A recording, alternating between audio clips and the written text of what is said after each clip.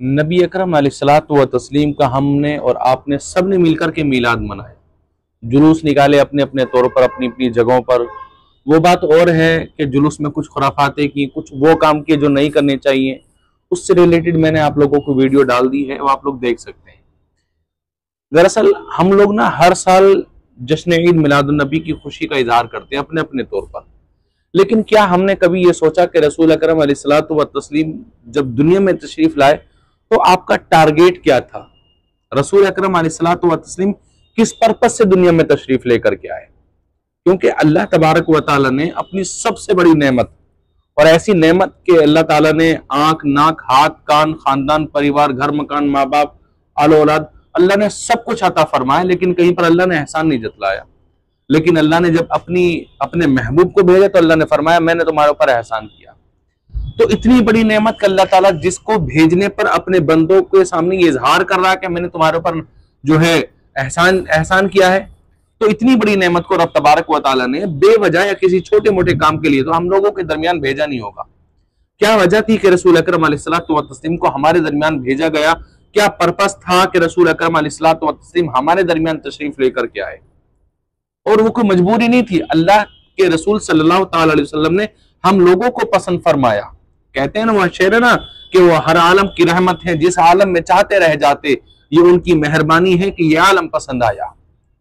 तो मैं आप लोगों को बता देता हूँ, रसूल अकरम अलैहिस्सलातु व तस्लीम के आने का पर्पस ये था कि जब आका अलैहिस्सलातु व तस्लीम दुनिया में तशरीफ नहीं लाए थे ना, तो आप लोग जानते हैं बेटियों को दरगोर किया जाता था, औरतों पर जुल्म और तशद्दुद होता था, कितालो जिदाल होता था, रंगों की बुनियाद पर, जातियों की बुनियाद पर, कबीलों की बुनियाद पर इम्तियाज और मुमताज समझते थे लोग अपने आप को।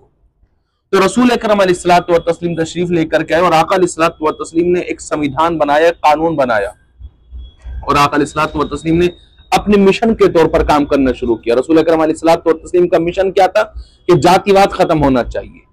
अरबी और अजमी के दरमियान जो फर्क है, अरबी और अजमी होने के लिहाज से वो फर्क खत्म होना चाहिए।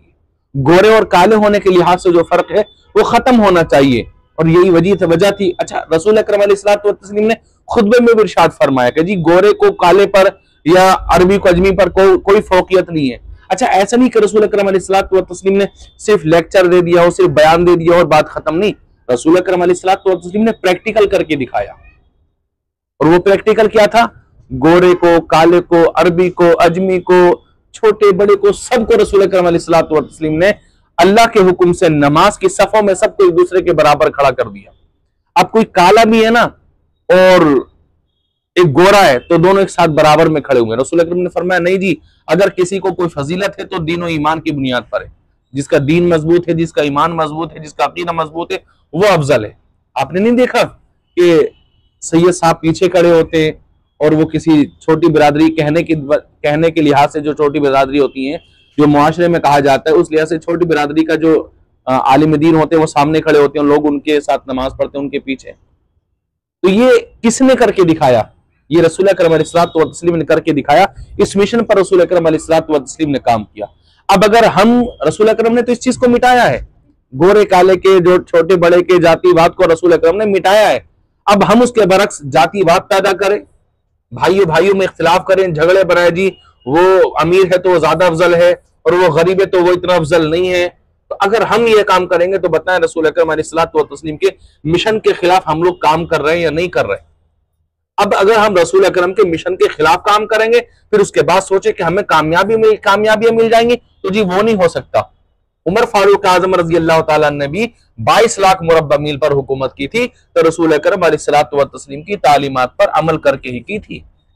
ऐसे नहीं कि आपने बुतों को पूजने वाला अबू जहल खुद को जो है अरब का, मक्के का हाकिम मानता था, अबू लहब खुद को जो है बड़ा सरदार मानता था, लेकिन रसूल अकरम की तालीमात पर अमल नहीं किया। आप जानते हैं उनका हाल क्या हुआ, उनका हश्र क्या हुआ? छोटे छोटे बच्चों ने अबू जहल को कत्ल कर डाला। और उमर फारूक आजम रजी अल्लाह तआला अन्हु, सैयदना सिद्दीक अकबर रजी अल्लाह तआला अन्हु, हजरत अब्दुर्रहमान इब्न औफ रजी, दीगर जितने सहाबा थे, अल्लाह रब्बुल इज्जत ने उनको कैसे मर्तबे अता फरमाए, कैसी शान अल्लाह ने उनको अता फरमाई। वो ऐसा नहीं। अच्छा, अब एक चीज और देखी जाती है कि जी जो दीनदार होता है उसका दुनिया से क्या काम।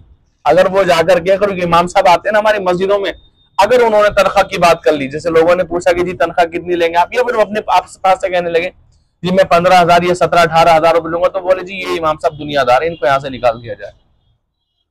मतलब अगर दुनिया को कोई हासिल करना चाहे, दुनिया की जरूरतों को पूरा करने के लिए कोई बात करे, तो वो हमारे नजदीक जो है वो नेक इंसान नहीं रहता। हालांकि हम ये चीज भूल गए हैं कि सैयदना सिद्दीक अकबर रज़ी अल्लाह तआला अन्हु अल्लाह के रसूल सल्लल्लाहु अलैहि वसल्लम के सच्चे आशिक भी थे और आप एक बहुत बड़े बिजनेसमैन भी थे।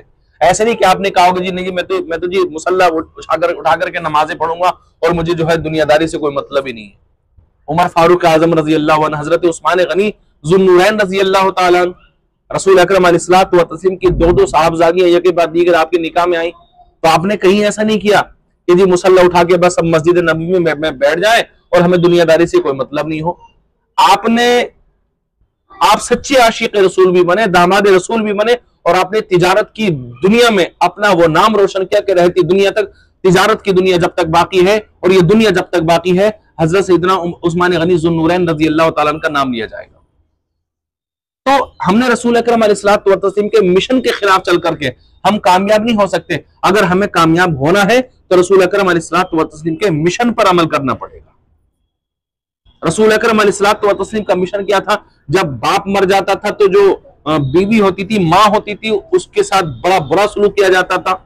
कुछ जगहों पर तो माँ को अपनी बीवी की जगह रख लिया जाता था। रसूल अकरम अलैहिस्सलातु व तस्लीम ने हजरत हलीमा रज़ी अल्लाह तआला अन्हा की जो है आपने जिस तरह से खिदमत की, जिस तरह से आपने उनका अदब किया, जिस तरह से उनकी ताजीम की, वो अदब और ताजीम बताता है कि जब तक माँ मौजूद है या माँ का इंतकाल हो जाए या वालिदैन में से किसी का इंतकाल हो जाए तो उनकी कब्र पर फातिहा पढ़ना ये औलाद का हक है। और सिर्फ आपने लेक्चर नहीं दिया बल्कि वो आपने सुना होगा कि हजरत हलीमा रज़ी अल्लाह तआला अन्हा जब तशरीफ लेकर के आई थी तो रसूल अकरम अलैहिस्सलातु व तस्लीम ने अपने चादर तथीर को उतार करके अपने कांधों से हजरत हलीमा रज़ी अल्लाह तआला अन्हा के नीचे बिठाया और आपने फरमाया वालिदा माजिदा आप मेरी चादर पर बैठे, मैं नीचे बैठूंगा। ये कौन सी चादर है? ये वही चादर है कि दुनिया भर के मुसलमान दुआ करते कि मौला हश्र में हमें काली कमली का साया नसीब फरमाना। ये वही चादर है कि जिसके बारे में अल्लाह तबारक व तआला फरमाता या अय्युहल मुज़्ज़म्मिल कुमिल लैल इल्ला क़लीला। ये वही चादर है। लेकिन जब बात माँ की आई फिर चादर की अजमतों को या बरकतों को नहीं देखा गया, माँ के इकबाल को, माँ की अजमतों को देखा गया। और रसूल अकरम अलैहिस्सलातु व तस्लीम ने अपने कंधे से चादर को उठा करके अपनी वालिदा के नीचे बिछाया और दुनिया में यह ऐलान कर दिया कि लोगों, चाहे तुम कितने मुतबर्रक हो, कितने बड़े इमाम हो, कितने बड़े फकीह हो, कितने बड़े मुफ्ती, मुहद्दिस, मुफक्किर, मुफस्सिर हो, मुदक्किक हो, मुहक्किक हो, लेकिन जब तुम्हारी माँ आ जाए तो अपनी हर तहकीक को छोड़ करके पहले माँ की अजमतों को सलाम करो और माँ की ताजीम करो। ये रसूल अकरम अलैहिस्सलातु व तस्लीम का मिशन था। अब इसके बरखिलाफ अगर हम अपनी माँ की इज्जत नहीं करेंगे, माँ की तौहीन करेंगे, उसके इकबाल को नहीं समझेंगे, उसकी अजमत, उसकी इज्जतों को नहीं समझेंगे, तो ये तो रसूल अकरम अलैहिस्सलातु व तस्लीम के मिशन के खिलाफ हुआ ना। और रसूल अकरम अलैहिस्सलातु व तस्लीम के मिशन के खिलाफ काम करना ये मोमिन होने की अलामत नहीं, ये तो काफिर और मुनाफिक होने की अलामत है।